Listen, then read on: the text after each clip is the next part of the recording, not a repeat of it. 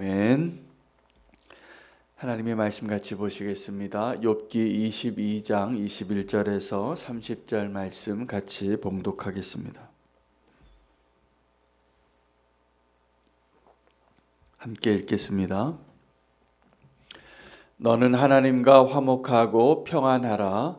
그리하면 복이 내게 임하리라.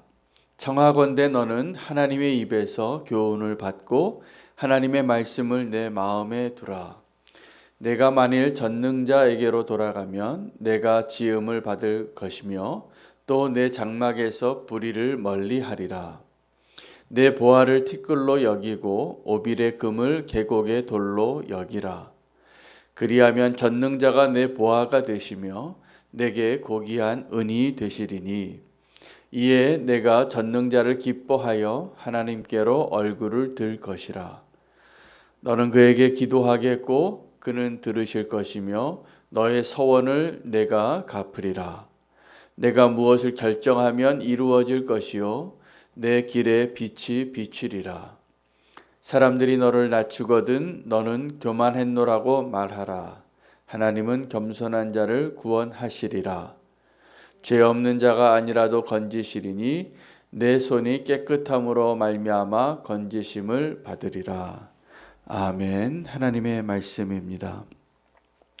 오늘 엘리바스가 세 번째 욥에게 하는 그 대화의 후반부에 해당하는 내용인데 하나도 틀린 말이 없습니다. 사실은 제가 오늘도 만약에 설교한다 그러면 오늘 이 내용을 그대로 하고 싶은 내용입니다.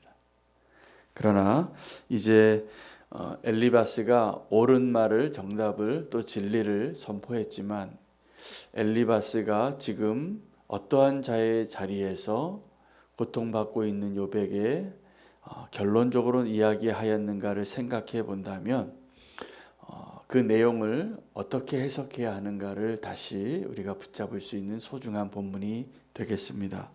엘리바스가 보기에는 욥의 이 고난이, 욥의 이 문제가 하나님과 화해하지 않았기 때문으로 보았습니다. 그래서 네가 하나님과 화해하면 네가 하나님께 구하고 기도할 때마다 하나님께서 응답하시겠고, 그리고 하나님이 너를 의로운 자로 만들어서 다시 회복시켜 주시리라 라고 위로하려고 하는 말이었습니다. 오늘 그 엘리바스의 말을 통해서 오늘 우리가 한 가지 주제를 가지고 오늘 하나님의 말씀을 붙잡고 오늘 하루를 사실 수 있으면 좋겠습니다. 화해하는 것입니다. 엘리바스가 욥에게 21절입니다. 이렇게 이야기합니다. 너는 하나님과 화목하고 평안하라. 그리하면 복이 내게 임하리라. 엘리바스가 봤을 때 지금 이 욥에게 해줄 수 있는 말, 욥에게 해주고 싶은 말은 욥이 지금 이 고난을 당하는 이유가 첫 번째 이 엘리바스는 욥에게 네가 잘못한 것이 있으니까 한번 너의 삶을 돌아보라. 그리고 거짓 증인까지 됩니다. 엘리바스가 다 아는데 자기보다 의롭게 살았던 욥이고 욥은 당대의 완전한 자였는데 욥이 이러한 고난을 당하기에 합당한 죄가 있을 것이라고 자기 확신에 차서 그렇게 이야기했던 그 사람이 오늘은 뭐라고 얘기하냐면 하나님과 화해하라는 것입니다. 여러분, 우리가 누군가 싸움을 시작하는 것도 쉽지 않습니다. 내가 싸움을 시작할 때는 정말 화가 나서 이렇게 분노하고 싸움이 시작이 되어지는데 언제 싸움을 잘 시작하게 되냐면 내가 저 사람보다 힘이 세다는 것이 확실할 때입니다. 아이들이 그래요. 아이들이 싸울 때 보면 덩치가 좀 크고 내가 싸워서 이길 만한 애들을 잘 괴롭힙니다. 그래서 제가 이렇게 아이들 이야기를 쭉 들어보면 누가 왕따를 당하는가? 약한 자예요. 약한 아이들이 더 괴롭힘을 당하는 거예요. 그게 왕따예요. 참 비겁한 거죠. 우리가 다 본능적으로 우리는 나보다 강한 자에게는 비굴하고 나보다 약한 자에게는 폭군이 될 때가 많습니다. 그렇게 싸움이 시작이 되어집니다. 그래서 사실은 하나님 보시기에는 그 싸움을 시작하는 사람이 훨씬 더 비겁하고 연약한 자입니다. 여러분, 그런데 싸움을 시작하는 것보다 더 어려운 것이 뭐냐 하면 싸움을 끝내는 겁니다. 우리는 싸움을 시작하는 법은 가르쳐 주지 않아도 우리의 연약함과 우리의 안에 있는 그 폭력성 때문에 나의 분노를 분출하거나 내가 싸움을 시작할 때가 많이 있지만, 우리가 반드시 배워야 할 것은 화해하는 겁니다. 그래서 엘리바스가 이 욥에게 충고하는 그 내용이 잘못 적용되었을 뿐이지 그 말은 하나도 틀린 것이 없습니다. 엘리바스의 이야기가 다른 것이 아니라 욥에게 너는 하나님과 화해하라는 것입니다.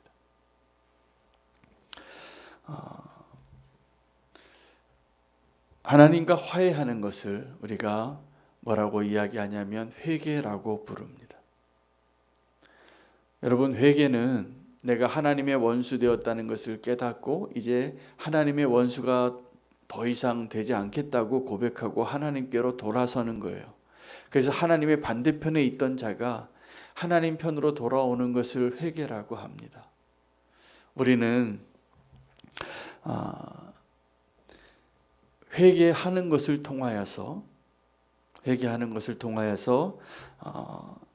이제 하나님께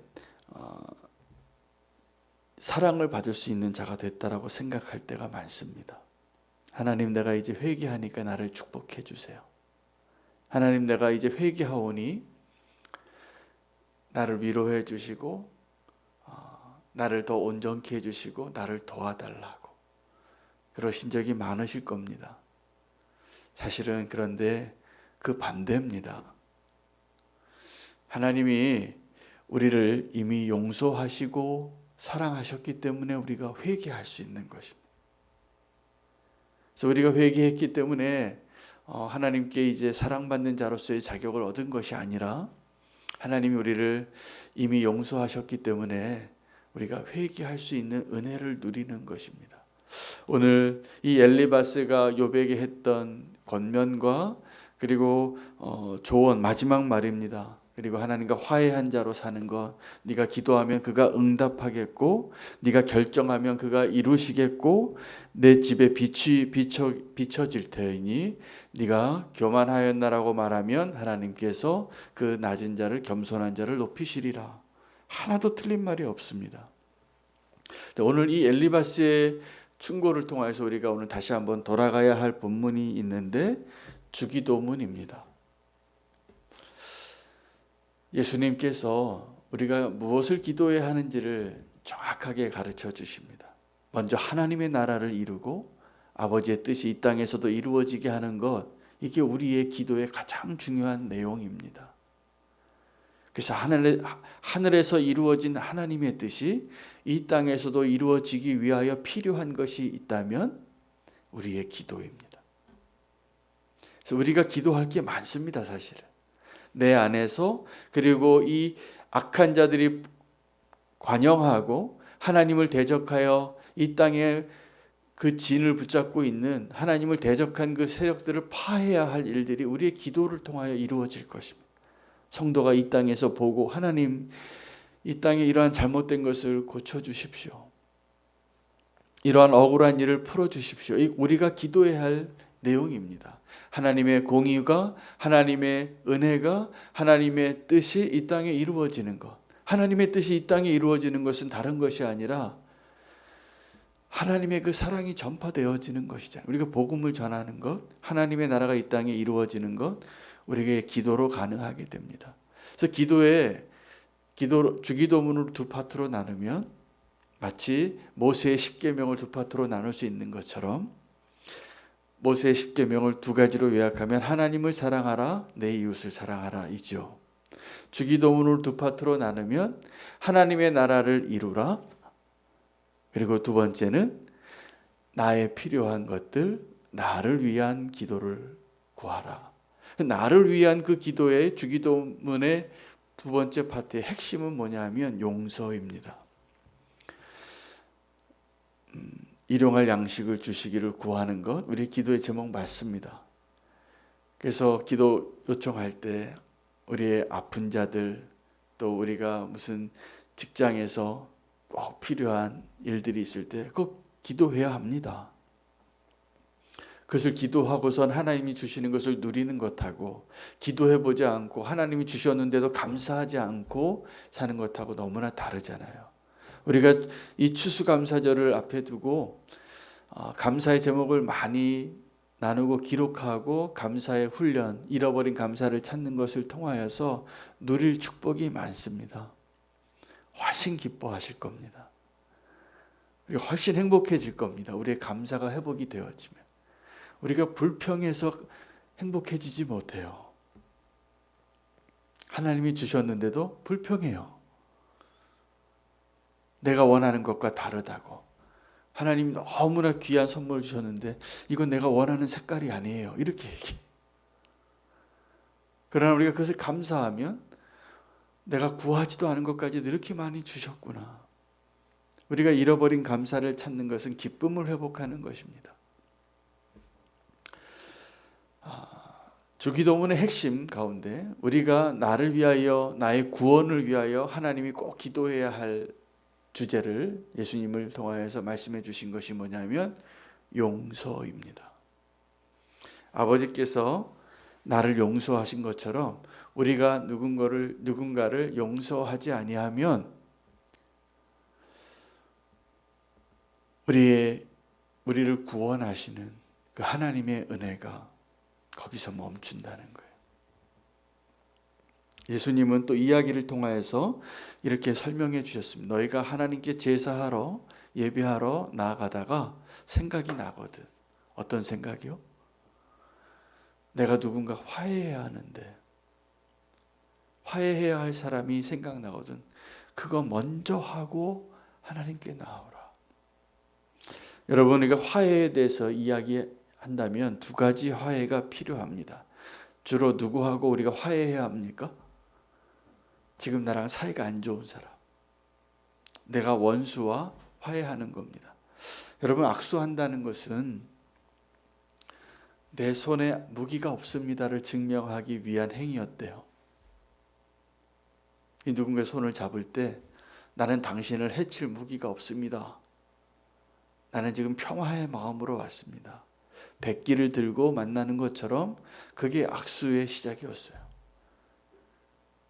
옛날에 하도 서부에 총잡이들이 많을 때 내 손에 총이 없다고, 맨손으로 만나자고.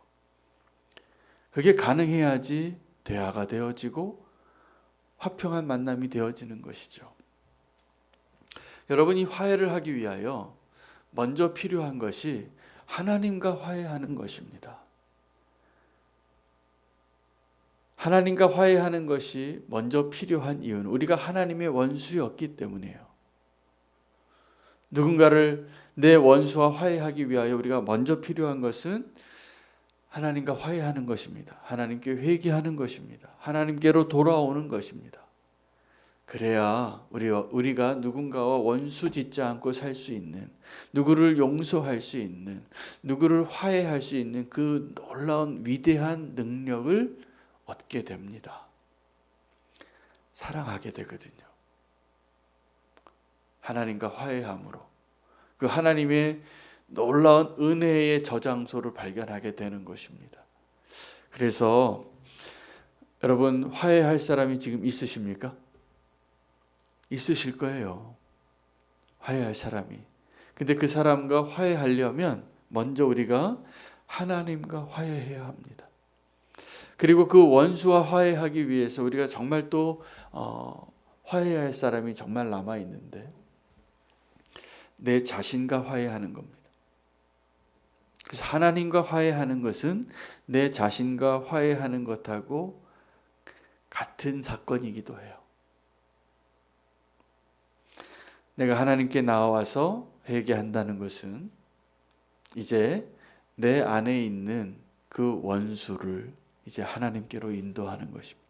여러분, 사실은 가장 화해하기 힘든 원수가 내 안에 있어요. 그것도 비겁하고 연약한 원수. 이게 무슨 의미냐 하면 내 안에는 기회만 되어지면 하나님을 충분히 배반할 수 있는 연약한 내 자아가 있습니다. 죄성을 가진, 언제든지 하나님을 버리고 떠날 수 있는 그 진짜 원수는, 그래서 내 눈에 보기에 지금 저 사람하고 난 정말 화해하기 싫어요 주님, 이런 기도가 나오는 사람들이 계실 겁니다. 나에게 깊은 상처를 줬기 때문에 내가 저 사람하고 좀 다시 얼굴 보고 싶지 않은 그 사람. 근데 그 사람보다 더한 원수가 내 안에 있어요. 그 사람과 화해하는 법을 배우면 누구도 용서하는 것이 어렵지 않습니다. 이전에 어떤 목사님이 자기 평생에 가장 용서하기 힘든 사람이 자기 형이었대요. 아버지의 유산도 그 형이 다 가져가고, 여러분 형제 사이에서도 그게 제일 힘든 문제더라고요. 아버지의 유산을 어떻게 나누는가. 거기에서 보니까 진짜 그래서 형제 사이에 사이 안 좋아지는 분들이 참 많아요. 가정마다 이야기를 들어보면. 그런데 그 목사님이, 그 형이 그 아버지의 유산을 자기가 형이라고 다 가져가 버린 거예요. 그리고 이 목사님은 너무나 어렵게 살았어요. 그렇게 어렵게 살다가 이제 결혼을 하게 됐는데 그 형이 나타난 거예요. 그리고 그 결혼식장에 축의금을 관리해 주겠다고. 근데 그 형이 그 축의금을 가지고 도망을 갔어요.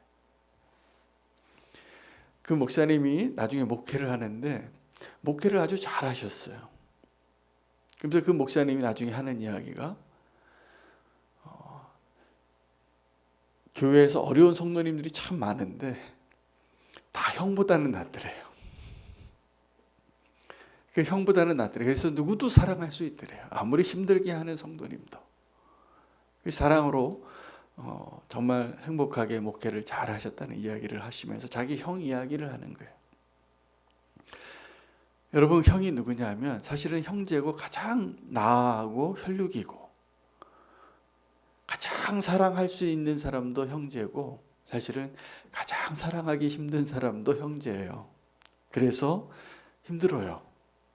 근데 그 형제보다 더한 자가 내 안에 있어요. 내 안에 보이지 않는 내 연약한 자. 그게 원수입니다.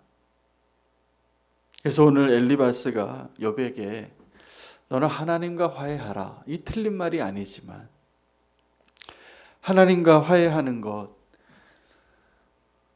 그것이 가능하려면 내 자신의, 내 안에 있는 하나님의 원수를 하나님의 은혜로 굴복시킬 수 있는, 그것이 가능하면 누구라도 사랑할 수 있습니다.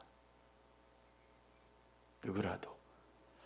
오늘 이 화해하는 법, 내 원수가 있는데 사실은 우리가 정말 용서하기 힘든 원수가 다 있거든요. 정말 힘겹게 하는 사람, 도저히 이해가 안 되는 사람, 도저히 얼굴 보고 싶지 않은 사람, 그 사람을 사랑할 수 있는 힘, 그리고 그것을 위해서 기도해야 할 이유는 우리가 두 가지 화해가 먼저 이루어져야 하기 때문입니다. 하나님과 화해하는 것, 회개합니다.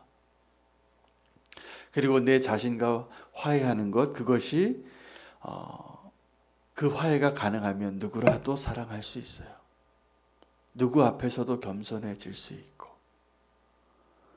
우리 기억하셔야 됩니다. 내 안에 기회만 되면 하나님을 배신할 수 있는 원수가 내 안에 있습니다. 그 원수를 하나님의 사랑으로 붙잡고 그 거짓말하는 자, 아주 탐욕에 가득한 자, 그 음란한 자, 기회만 있으면 하나님을 배신하려고 하는 도망가는 제자들, 내 자신과 화해하고 온전히 하나님께로 나아갈 수 있는 그 은혜를 오늘 누리기를 원합니다. 엘리바스가 고통당하는 욥에게